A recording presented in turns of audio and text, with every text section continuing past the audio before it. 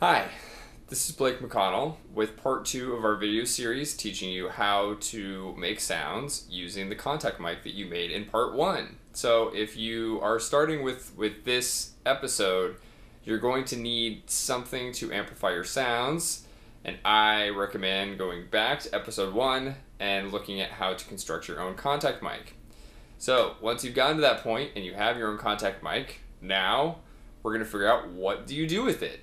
So the contact mic, as we saw in the last episode, can pick up sounds through any solid. So it makes an excellent pickup for any instrument that you may have laying around, acoustic instrument like a guitar.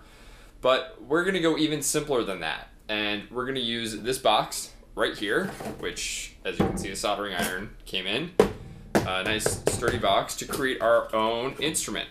So just as a reference, I would love to show you one of the boxes that we created in one of our Una Casa de Sonidos workshops by one of the participants there. So I really like this one because it's nice and colorful. You can see that it's really well decorated, but also functional. You know, we have these strings here and they have a very particular sound to them. I think these are deep C type nylon strings, and they have that kind of like bing sound to them that I really like a lot. So this is basically exactly what we're going to be making, and you don't have to use anything fancier than what you see right here. In our case, we are going to also, in addition to the box, use a little tape. We have this gaffing tape here. Obviously, we have the contact mic. You're going to need your mini amp. We have some fishing twine, which is going to give us a nice kind of rubber bandy sort of plucking sound. And this sturdy box, which will provide a nice amount of resonance, I think. So let's go ahead and get started. So first of all, take something that you can use to poke holes, like these scissors, and go ahead and make yourself some holes in the box. You may want to go ahead and tape it up, obviously, but I'm going to leave it open for now.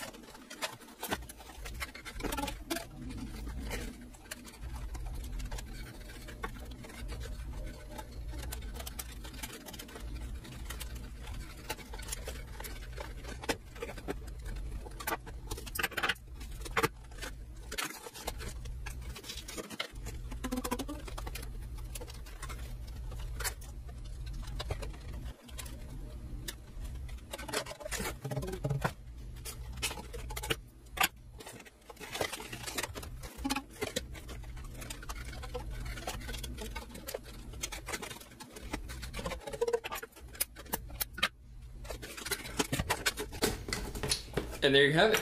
Pretty simple. May not sound that exciting now, but the last part of the process is putting the contact mic into your box.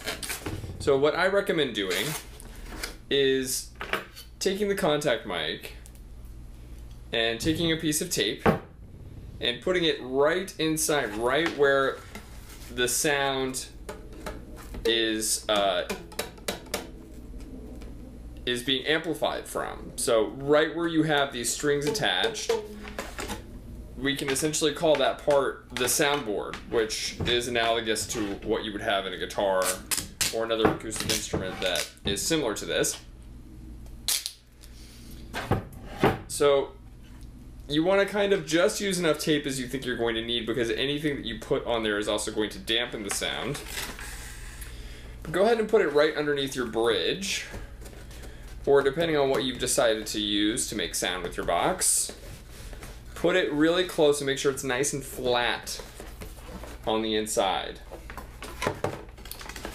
Then in this case, I'm going to go ahead and put a hole in the bottom of the box so I can run the cable out through the bottom.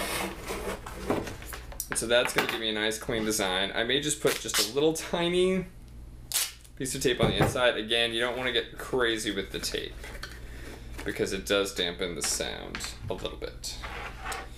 So I'm going to run this cable through the bottom here. I'm going to have to kind of poke it through.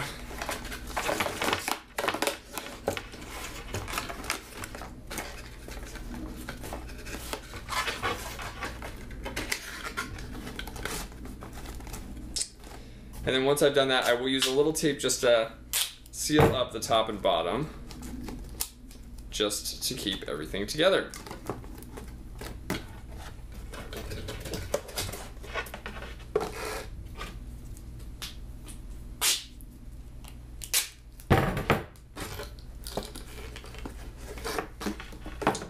Bingo! Now we have it. Moment of truth. So I'm going to go ahead and put this into the input here and again carefully turn it up. And as you can hear, we have our own amplified little instrument.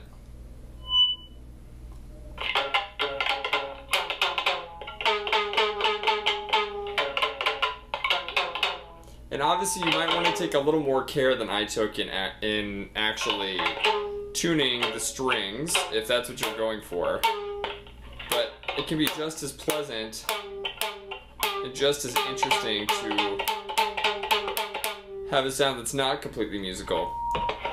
And you know, we can get a lot of nice, interesting effects just by sort of scratching where this contact mic is on the inside.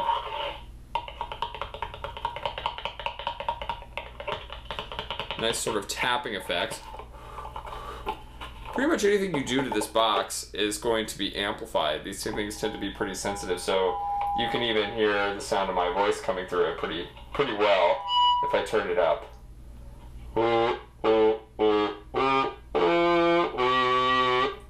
So really, I would just say experiment and see what you come up with. And then if you're computer savvy, which I'd like to think that I am, you can take this guy and plug it into your computer to create some very interesting effects. So I'll show you that now using the program that I like to use, which is called Ableton Live.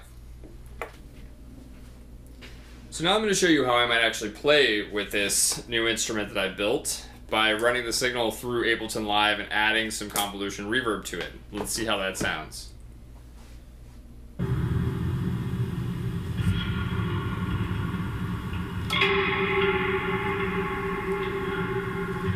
Now, you may end up wanting to add another string to kind of suspend your box, because as you can see, as you hold it, you sort of tend to dampen the sound a little bit.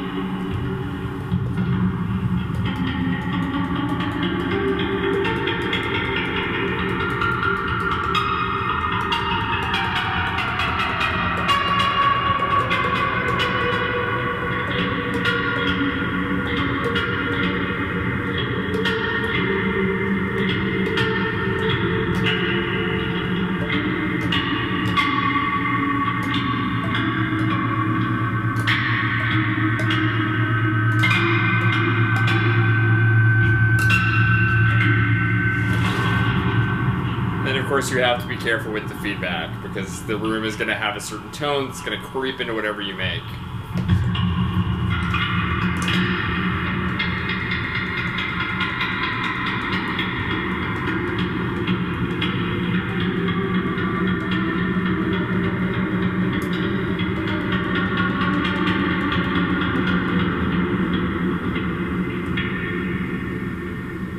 Pretty fun. So there you have it. That's basically what I wanted to show you for now. Hopefully these techniques will be enough to get you well on your way to making some really cool sounds. Obviously there's a lot more that you can do, but really once you have these simple tools and get these simple concepts down, from there it's all experimentation and finding your own aesthetic, what you think sounds really fun and what you want to pursue.